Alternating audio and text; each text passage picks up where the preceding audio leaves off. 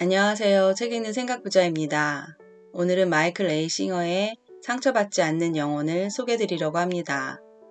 저자는 1970년대 초 플로리다 대학에서 경제학 박사과정 중 우연히 깊은 내면적 체험을 하게 되어 그 이후 세속적인 생활을 접고 운둔하여 요가와 명상에 몰두했습니다. 1975년 명상 요가 센터를 세우고 내적 평화의 체험을 전하기 시작했습니다. 미술, 교육, 보건, 환경보호 등의 분야에 크게 기여했으며 동서양 사상의 통합에 관한 두 권의 저서, 진리의 탐구, 우주적 법칙에 관한 세 개의 에세이, 까르마, 의지, 사랑이 있습니다. 내면의 자유를 위해 진정한 참 나를 찾아가는 그의 이끔과 인도는 쉽고 편안합니다. 누구든지 그의 이야기 속으로 들어가다 보면 내 안의 나와 만날 것입니다. 조건 없이 있는 그대로의, 주어진 그대로의 삶을 감사하며 살아가자는 그의 안내를 따라가 보겠습니다. 마음속 룸메이트와 결별하기. 내면의 성장은 자신에 대해 생각하기를 그치는 것이 평화와 만족을 찾는 유일한 길임을 깨닫느냐 마느냐에 전적으로 달려 있습니다. 마음속에서 늘 짓거리고 있는 나는 결코 만족을 찾지 못한다는 것을 마침내 깨달을 때 당신은 성장을 시작할 준비가 된 것입니다. 나는 늘 뭔가로 골치를 썩입니다. 최근 들어 정말 아무런 문제도 없었던 때가 언제인가요? 현재의 문제로 골치를 썩이기 전에는 다른 문제가 있었습니다. 그리고 현명한 사람이라면 이 문제가 지나가면 또 다른 문제가 생기리라는 것도 알 것입니다. 결국 문제에 에워싸여 마음속의 그 부분으로부터 해방되기 전에는 문제로부터 자유로워질 수가 없을 것입니다.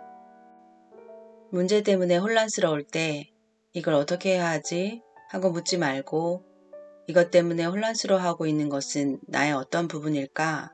하고 물어보세요. 이걸 어떻게 해야 되지? 라고 묻는다면 당신은 벌써 문제가 외부에 실제로 존재한다고 믿는 함정에 빠진 것입니다. 문제를 눈앞에 두고도 마음이 평온한 경지를 누리고 싶다면 당신이 특정 상황을 문제로 인식하게 되는 원인을 제대로 이해해야만 합니다. 어떤 것에 대해 시기심을 느낀다면 어떻게 자신을 방어하고 보호할까를 궁리하지 말고 이렇게 물어보세요. 나의 어떤 부분이 시기심을 느끼는가? 이것이 시기심 때문에 문제를 느끼는 당신의 그 부분을 들여다보게 할 것입니다. 문제를 느끼는 부분이 분명히 보이면 이렇게 물어보세요. 이것을 보는 것은 누구일까? 이 마음의 혼란을 누가 인식하고 있는 걸까? 이렇게 묻는 것이 모두의 해결책입니다. 혼란을 인식한다는 사실 자체가 당신은 그것이 아님을 뜻합니다. 깨어있는 자아. 자각몽이라 불리는 종류의 꿈이 있습니다. 자각몽 속에서는 자신이 꿈을 꾸고 있다는 것을 인식합니다. 꿈속에서 알고 있다면 당신은 이렇게 생각합니다. 야, 이것 봐. 내가 꿈을 꾸고 있어. 저쪽으로 한번 날아가 볼까?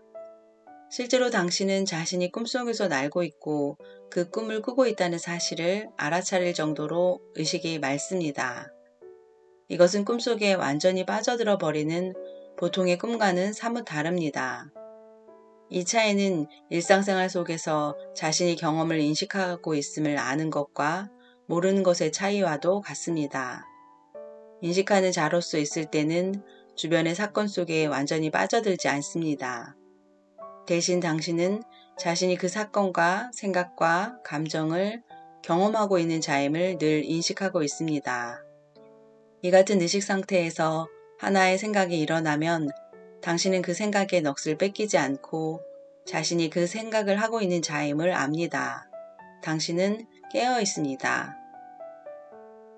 의식에 대해 배우는 최선의 방법은 직접 경험하는 것입니다. 예컨대 당신은 의식이 광범위한 대상을 인식할 수도 있고 어떤 한 대상에 집중해서 다른 것은 인식하지 못할 수도 있음을 너무도 잘 알고 있습니다. 이것이 생각에 빠질 때 일어나는 일입니다.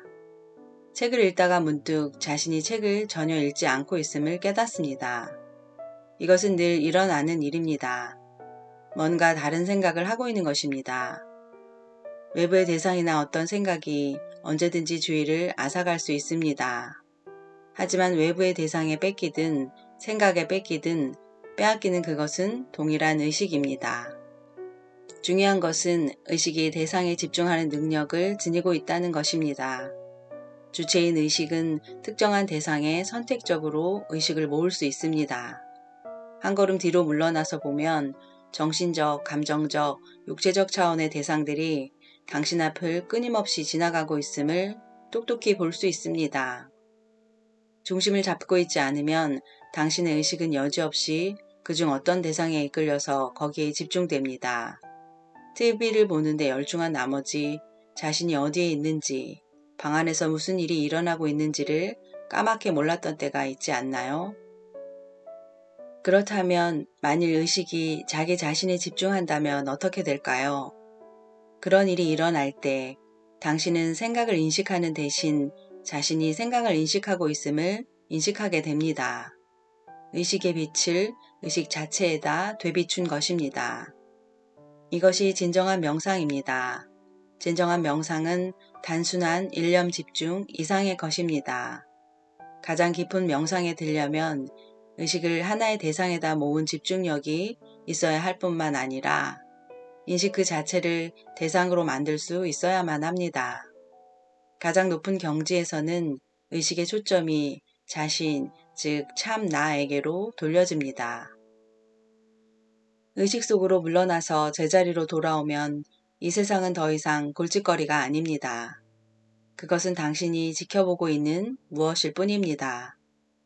세상은 끊임없이 변합니다. 하지만 그것이 문제라는 느낌은 없습니다. 세상을 그저 당신이 인식하는 그대로의 모습으로 놔두기만 한다면 세상도 당신을 그대로 있게끔 놔둘 것입니다. 있는 그대로의 당신은 의식이고 참 자아이고 아트만이며 영혼입니다. 위대한 성자들 중 한 사람인 라마나 마하리시는 이렇게 묻곤 했습니다. 나는 누구인가? 이제 우리는 이것이 매우 심오한 질문임을 압니다. 이것을 끊임없이 물어보아야 합니다. 그렇게 묻다 보면 당신은 자신이 바로 그 답임을 깨달을 것입니다. 그 어떤 지적인 대답도 있을 수 없습니다. 당신이 그 답입니다. 그러면 모든 것이 달라질 것입니다. 지금 놓아보내지 않으면 떨어집니다. 삶에서 일어나게 마련인 온갖 굴곡은 개인의 성장을 가져오거나 아니면 두려움을 일궈놓습니다. 이 중 어느 쪽이 지배적이 될지는 변화를 대하는 우리의 태도에 전적으로 달려 있습니다. 변화는 기대와 흥분으로 받아들여질 수도 있고 끔찍한 것으로 받아들여질 수도 있습니다. 하지만 그것을 어떻게 바라보던지 상관없이 우리는 변화야말로 삶의 속성, 그 자체라는 사실을 인정해야만 합니다. 겁 많은 사람이라면 변화를 좋아하지 않아서 예측하고 통제하고 정의할 수 있는 세계를 자기 주변에다 구축하려고 애쓸 것입니다. 자신의 두려움이 자극받지 않는 환경을 만들려 할 것입니다. 두려움은 자신을 경험하고 싶어 하지 않습니다. 사실 두려움은 자신을 두려워합니다. 당신은 두려움에 대해 둘 중 한 가지를 택할 수 있습니다. 즉, 자신이 그것을 가지고 있음을 알아차리고 놓아보내거나 아니면 그것을 계속 품고 있으면서 그것으로부터 자신을 숨기고 도망다니기입니다. 사람들은 두려움을 객관적으로 대하지 않기 때문에 제대로 이해하지 못합니다. 그들은 결국 두려움을 그대로 지닌 채 그것을 건드릴 일만 생기지 않게 하려고 애씁니다. 그들은 삶이 어떠해야 문제가 없을지를 정의해 놓고 매사를 통제함으로써 안전을 확보하려고 발버둥 치면서 살아갑니다.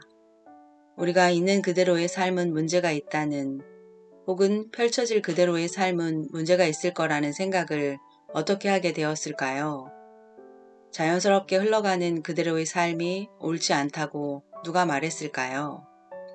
그 대답은 두려움입니다. 두려움이 그렇게 말합니다. 당신을 귀찮게 하지 않는 것은 문제가 없고 귀찮게 하는 것은 문제가 있습니다. 우리는 외부의 모든 경험을 자기 내부의 문제에 비추어 재단합니다. 하지만 영적으로 성장하기를 원한다면 이것을 바꿔야만 합니다. 삶과 싸우지 않기로 결심하는 것입니다. 삶이 내 마음대로 되는 것이 아님을 깨닫고 받아들여야 합니다. 조건 없이 행복하기. 가장 높은 영성의 길은 삶 그 자체입니다. 나날의 삶을 어떻게 살아가야 할지만 안다면 모든 것이 해탈의 경험이 될 것입니다. 하지만 무엇보다 혼란 속을 헤매지 않으려면 올바른 방법으로 삶에 접근해야 합니다.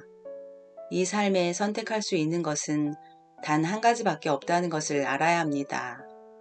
그것은 다름 아니라 당신은 행복하기를 원하는가 원하지 않는가입니다. 이 결정을 내리고 나면 인생길이 너무나 분명해집니다. 하지만 대부분의 사람들은 이 결정을 내릴 엄두를 내지 못합니다. 왜냐하면 그것은 자신이 선택할 수 있는 문제가 아니라고 생각하기 때문입니다. 어떤 사람은 이렇게 말할 것입니다. 글쎄, 그야 물론 행복하기를 원하지요. 하지만 아내가 집을 나가버렸는걸요. 달리 말해서 아내가 집을 나가지 않았다면 행복하기를 원했으리라는 뜻입니다. 하지만 질문은 그게 아닙니다. 이 질문이 정말 의미하는 것은 당신은 지금부터 남은 평생 동안 어떤 일이 생기든 간에 행복하기를 원하는가 입니다. 당신이 그렇게 행복하기로 했다고 칩니다. 그런데 아내가 집을 나가거나 남편이 죽거나 주가가 폭락하거나 자동차가 밤중에 고속도로에서 고장날지도 모릅니다. 이런 사건은 지금부터 당신의 삶이 끝날 때까지 언제든지 일어날 수 있습니다.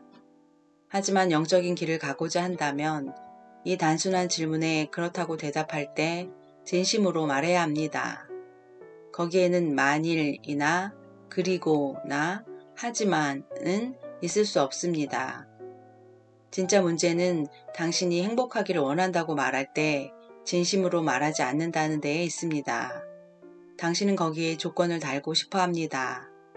이 때문에 행복이 당신의 손에 달려있지 않은 것처럼 보이는 것입니다. 그러면 당신이 만들어내는 모든 조건이 당신의 행복을 제약할 것입니다. 조건 없는 대답을 해야 합니다. 지금부터 평생을 행복하게 살기로 마음먹는다면 당신은 행복하기만 할 뿐 아니라 깨달음을 얻을 것입니다. 조건 없는 행복은 가장 수준 높은 기술입니다. 산스크리트어를 배우거나 경전을 읽을 필요는 없습니다. 출가수행을 할 필요도 없습니다. 다만 행복하기를 선택한다고 말할 때 진정으로 말할 수 있어야 합니다. 이것은 실로 영적인 길입니다. 그리고 가장 직접적이고 확실한 깨달음의 길입니다. 조건 없이 행복하기를 원하노라고 마음을 먹고 나면 어김없이 당신을 시험하는 일들이 일어날 것입니다. 당신이 상상하지도 못한 온갖 일들이 일어날 수 있습니다. 그런 일은 일어나게 되어 있습니다. 삶의 목적은 경험을 즐기고 거기서 뭔가를 배우는 것입니다. 당신은 고생하려고 지구에 태어난 것이 아닙니다. 비참해지는 것은 아무에게도 도움이 되지 않습니다. 당신의 사상적 신조와는 상관없이 당신이 태어났고 또 죽을 것임은 엄연한 사실입니다. 당신은 그 사이의 경험을 즐길 것인지 말 것인지를 택해야만 합니다. 그저 살아있다는 것 자체에 행복해할 수도 있습니다. 그리고 죽는다는 것에 행복해할 수도 있습니다. 이렇게 살 수만 있다면 가슴은 활짝 열리고 마음은 너무나 자유로워서 하늘로 솟아오를 것입니다. 행복하기를 원한다면 통속소설을 쓰고 싶어하는 당신의 부분들을 놓아보내야만 합니다. 당신은 개인적인 것들을 초월해야 하고 그렇게 할 때 절로 존재의 높은 측면 속으로 깨어날 것입니다. 따져보면 삶을 즐기는 것이야말로 할 수 있는 유일하고 이성적인 일입니다. 당신의 한 부분이 불행해지려 할 때마다 그것을 놓아보내십시오. 어떤 일이 생기든 간에 그저 늘 행복하십시오. 결코 가슴을 닫지 마십시오.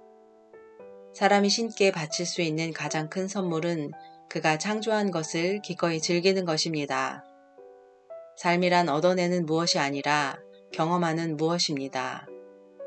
삶은 당신과 함께 또는 당신 없이 있을 수도 있습니다. 그것은 수십억 년을 이어져 왔습니다. 당신은 단지 그 작은 조각 한 편을 목격하는 영광을 얻은 것입니다.